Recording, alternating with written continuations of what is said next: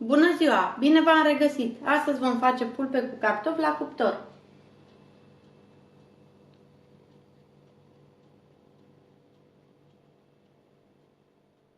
Pentru preparare ne trebuie 3 pulpe superioare de pui, cam 700 de grame, 700 de grame de cartofi curățați de coajă, o ceapă, un morcov, 50 de ml de ulei de măsline, o linguriță cu oregano uscat, o linguriță cu boia dulce, sare și piper. Tăiem legumele.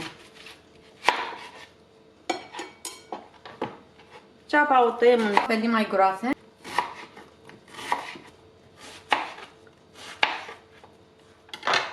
Și o punem într-un bol.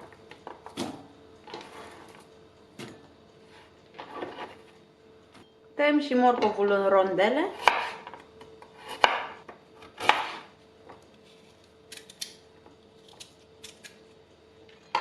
Îl punem peste ceapă.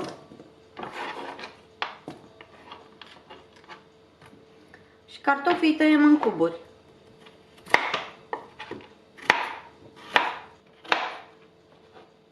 Și îi punem și pe ei peste celelalte legume.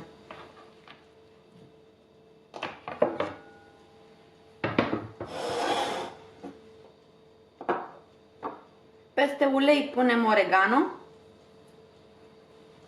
piper proaspăt măcinat, cam o linguriță, boiaua de ardei și cam 2 lingurițe cu sare, 2 lingurițe mici cu sare. Amestecăm bine.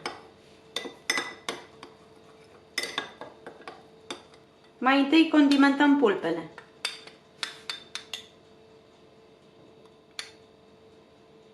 Punem din amestecul format cam jumătate. Și distribuim bine pe toate pulpele. Le dăm deoparte. Luăm legumele și turnăm restul de amestec.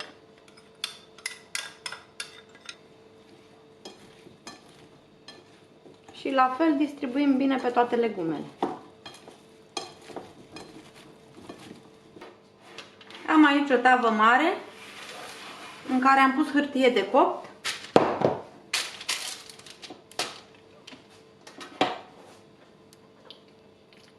Punem pulpele.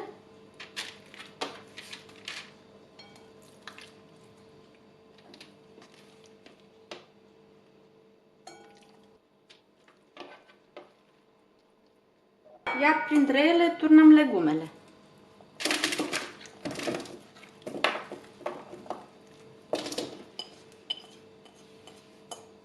Le așezăm bine în tavă, să nu se suprapună unele peste altele.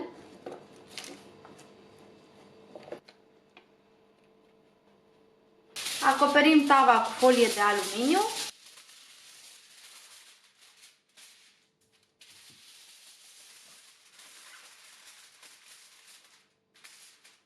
Și o punem la cuptorul preîncălzit la 200 de grade.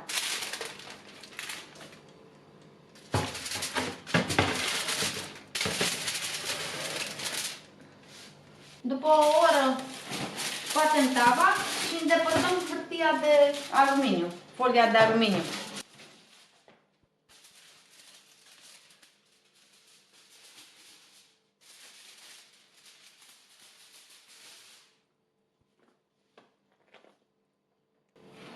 Luăm tava și o punem din nou la cuptor.